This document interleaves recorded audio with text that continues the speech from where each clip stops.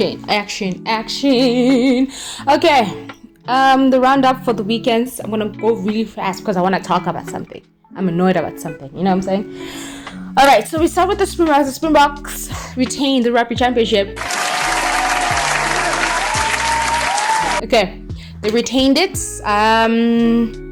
They obliterated, apparently, what they say. They obliterated the poor scrum. Oh, the scrum. There's some great highlights for that scrum. Oh my goodness. Hey, they did well. That's why Oxenford came back. Because, yeah, so it was good. Demi Valensa was there, but he was not there today. But he did great. He was a defender. Chosen Kobe had another blunder again. Another one this past weekend where I think they were still on the phase. They just got the ball back. I think they did a turnover. And he was in the middle of the court. And he's a short lad, right? So he passed the ball all the way to the other side. And one of the players from Las Pumas intercepted and got a try from that. In the second half. I think 5 minutes, 3 minutes. So yeah, he did another blunder with that one. Yeah, he overplayed his hand, contested in a wall, but otherwise rather overwhelming outing. Yeah. It wasn't that great. And Caden Moody was there. He got a yellow card in the first 10 minutes of the game for a high tackle. I think for a high tackle. It went there for a view to be red or yellow. It turned out to be yellow. So he almost again got in trouble in the second half, but luckily it was what was it? It was a penalty instead of Darren Delindi, good, always there. Eden Hooker, he's doing his best to do his best in the Springboks team. Sasha can go from the highest of highs and the mid to the lowest of lows. Sasha was okay in this match. He was not great, but he was okay. He has a tendency of not reading the game, whereas instead of passing and creating a style of play, a passage of play, he would rather go inside and try to run for a try. There were some moments like that. I was like, Sasha, you could have just went for a try there. You could have just continued the passage of play, but I get it. So he was like trying to play out of his skin again, and like sometimes don't put that much pressure on yourself. You just enjoy the game. So yeah, back-to-back performance, but he made a good fist of it today. He jinked his way through. It was a joy to watch. But a few kicks were overcooked still. Yeah, there was a few of them. Yay! But yeah, anyway, Kobus Reinach, he was great. Visa, Thomas, Sia had a quiet game this year today. Evan was forced off due to a cut to his eye, but he ended up bleeding in his lips as well. So I don't know. Actually came in to it. So yeah, overall, I was not that impressed by the match, if I'm being quite honest with you. But it is what it is. We won. We were champions at the end. Champion the Rugby Championship in London. It was a away home game. So yeah, I'm going to insert this one famous, beautiful video of Rassi. Sums up the weekend for a lot of us, Oh, this morning I wake up, I was a champion. Anyway, and these are the results. 14-28 New Zealand and 27-29 South Africa. That last try in 2 minutes to spare. 1 minute, so we're lucky there. But there we go. Yeah, anyway, now we're going to the Northern Hemisphere tour, which starts beginning of the next month in November. So that's the month to prepare, rest, and get it going. Alrighty, that's the end of rugby. Now we go to... Oh yeah, wait, before I go, a shout out to mention that Eben is gonna come out with his book. And he talked about the controversy in 2019 prior to them going to the 2019 World Cup to compete, where there was a tit where he was involved, where there were reports that he was racist towards other people. I don't know if it was black people or colored people or something. I'm not quite sure.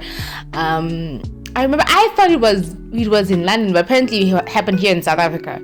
And he explains the reasoning why, and he's like, me, I'm not racist. Like, I've never been racist. Even if I'm the most angriest of angriest, I'm not an arrogant white guy who will spew out racial slurs or racist things because I'm angry. I have 3 best friends in the squad at the time, which is Sia, Ox, and Cheslin Colby. So, and none of them are white. So, like, why would I do that? Where is it? Yeah, so he explains the tension. He was told that to take off your cap, and he was like, okay, I would understand if it's a club rule situation. I was going to take off my cap, but if you're going to yell at me across the room to take off my cap, you're asking for something from me. And then they laughed, and then he heard someone threw a brick into his wall, and he's like, who F that brick and stuff like that, who F threw that, you know?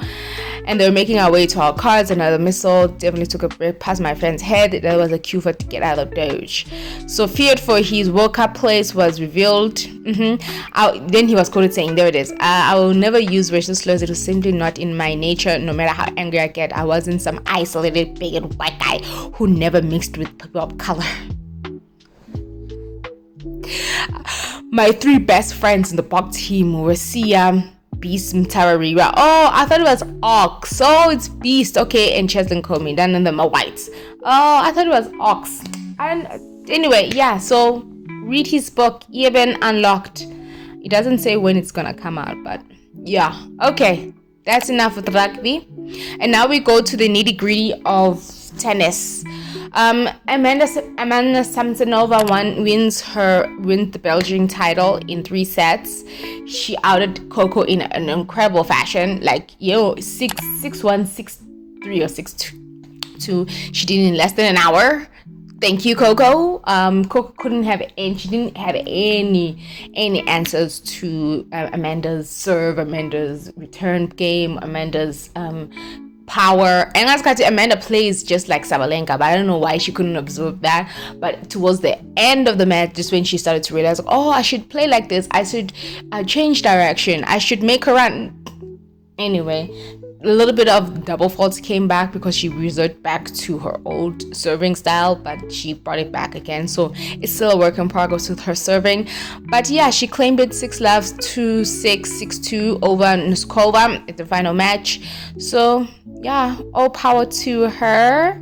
She did great. And then Noskova becomes the youngest Czech since 1990 to reach E1000. She's only 20. She seems older. I'm sorry. Maybe it's the sun.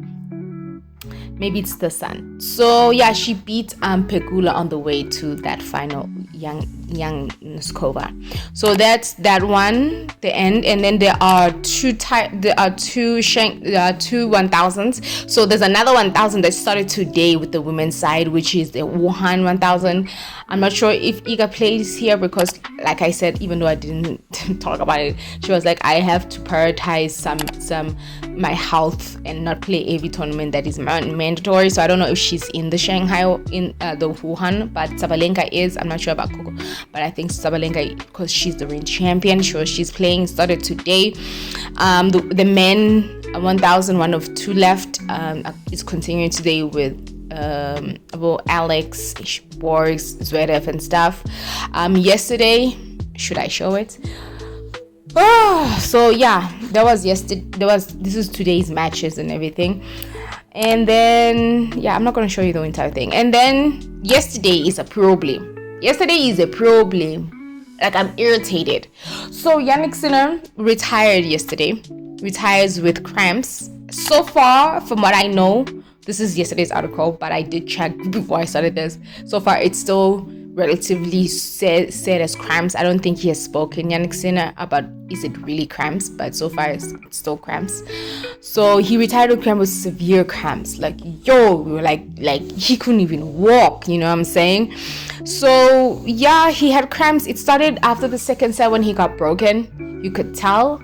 But I feel like he also, when he slid down and tried to return, and he span, I think he tweaked his knee a little bit. He did touch his knee, but not his knee, just above his knee, and he looked back, and then he got broken in the second set. And then the third set, it just got worse because when he left, when the break between second and third, he went to the bathroom, and when I also went to the bathroom, I came back and it was like a bathroom break. I was like, who's bathroom break? Because Grispo is here, and I was like, Yannick going to the bathroom, but then I was like, oh, maybe he did change his attire. So I was like, oh, maybe because his short was wet, like they were wet, but usually he still plays in wet. He never goes to the bathroom. And then after game 3, if I'm not mistaken, or game 2, game 3, when they sit down for a little bit, take a break, the commentators were like, he didn't even sit down to minimize the cramping that his head started to experience. It became more and more apparent. They were like, he didn't even sit down during the turnover. I was like, really? So it became worse, and then Griekspoor, he tried to return. Of course, he wanted to continue to still play because you know how he is. Continue after 2 hours and 35 minutes of play. And then he tried to serve and he got broken to love. He did 2 double faults. And in my mind, I was watching. I was like, stop playing, babes. Stop playing. He just couldn't walk. He couldn't walk. So far. And then a trainer came out, and it was said with it is cramps because, and then when they touched him just above the knee, like right here on the right hand side, I'll show you the video if I can find it. You can clearly see he was tensing when he said goodbye to the Empire as well. You could tell that his leg couldn't even bend, his thigh couldn't even bend. That's how so that was that, right? It was intense.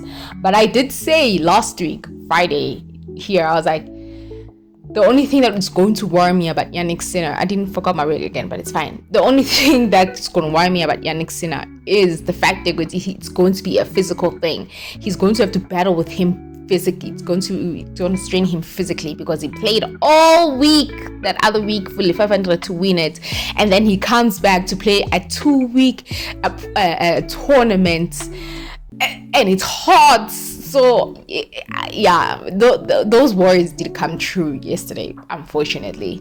And even if he did win that set in straights, he was still going to have trouble physically as he went on because it's hot. He's going to have to, in some of the matches he was going to play in the afternoon, it's hot. So, and he was already struggling physically in the first match, you know what I mean? So he was not his best physically in this tournament. And let's hope it's just strictly cramps and no knee injury or anything. It's just strictly cramp. He can just relax for the rest of the week and then come back for the next tournament, which is, I forgot what tournament is that. I think it's a 500. So let's hope that. And then Griekspoor was asked, it is definitely not the way you want to win. It's a bold conditions. We're here in Shanghai all week already. I thought we were all a little bit lucky to play in the evening without the sun. But after 2 hours and 36 on the clock mid-set, I'm sorry for him. I wish him a speedy recovery. But he does take this as a win, as my first win against Jannik Sinner. Okay, that's all I'm going to say. So now Alcaraz leads Sinner by 250 points. Like he worries about that now. Relax. The poor kid is like paining and stuff. So far it's cramps. I wish him the best, but I'm really irritated about this. Back-to-back tournaments, really. That was really irritating to have to see and go through. But I hope I'm praying. When I saw that, after a while, I was like, I couldn't even sleep for a little bit. I was like, I so wish I could hug him and say, like, you go to me again. Like the big sister I am. Thank you very much. But hopefully he gets better soon. Okay, Yannick? Please be grand. I want to see you play. Okay, I want to see you play. And then Taylor Fritz, also physicalness. This tournament is riddled with physical problems. So also Taylor Fritz falls in the second match at Shanghai Masters due to, you could tell the physical drain it had on both of them, both Petricott and Fritz, but mostly Fritz. When he was broken in the second set, now 7-5, you could see he couldn't even serve properly, Fritz, that time. It was terrible. So very strong. Rune also he also played one of the first matches of the day. He also took a medical timeout after 3 games in the first set. Rude also retired that yesterday, I think, or the day before, with problems. There's another player who also retired with a leg injury. Like, it was a lot, guys. It's absolutely a lot. It's a lot. So also Djokovic apparently, I didn't watch the full match because I was watching Amanda, but also Djokovic apparently also got sick. I don't know which set was the second or the third set. He got sick after playing Yannick Jafferman. He also got sick. Oh my goodness. Hey, it's a problem. Rune, I laughed, but it was actually true. Rune, when he was getting his thingy, he was like asking the doctor, why shouldn't there be like a rule about weather, something like that. And the doctor was like, I don't know, good question. It was like, my mind was like, yeah, it's a good question. Ask the organizers, don't ask the doctor. The doctor doesn't know anything. But yeah, that's my little rants for tennis. Okay, yeah, that's it. That's all for tennis at the moment. I just wanted to talk about the Jannik Sinner situation more than anything else. So yeah, and there was a little bit of controversy with Zverev this past week. In the first round, when he was quoted saying, the courts are slower because they want Carlos and Sinner to win. Directors are going towards that direction because they want Jannik and Carlos to do well every tournament. And this was Sinner's reaction. I don't know if I can get the video, but if I do. Zverev today said that the tournament's directors are making the courts all the same and they're making them slower in order for you and Alcaraz to win them. Question I don't know, we don't, I don't make the course. I just want to play tennis, to be honest, and trying to play as good as I can, and I don't know. Thank you. Okay. And it was like he just loves to complain, isn't it? And Sinner was like, I don't make the courts, man, I just play on them. And wouldn't that benefit Jannik and Alcaraz more? Mostly Jannik more if the courts were faster than slower. Because apparently he's trying to get on the news, Zverev, because what's his name? Federer, a few weeks ago, not even a few weeks, I think during Labour Cup was like, he was also somehow quoted saying the courts are slower now, which is guaranteed because even Sinner and a few other players were like, yeah, the courts are a little bit slower, but like, for you to amplify it and say because they want Jannik and Carlos to win, that's why they're making it slower. Hole. You know what I mean?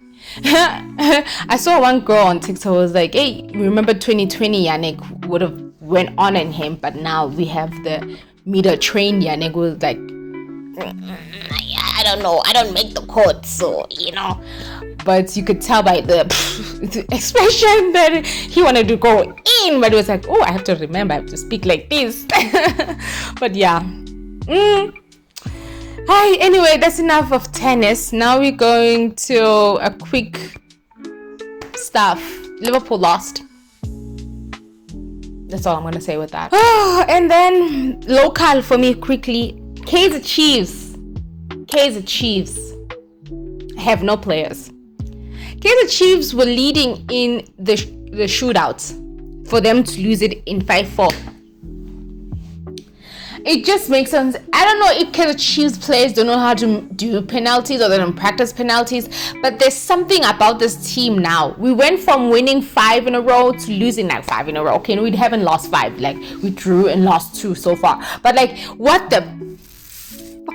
I'm getting frustrated with this team now. Honestly, I'm getting extremely frustrated now. And it's just ridiculous. I don't like it.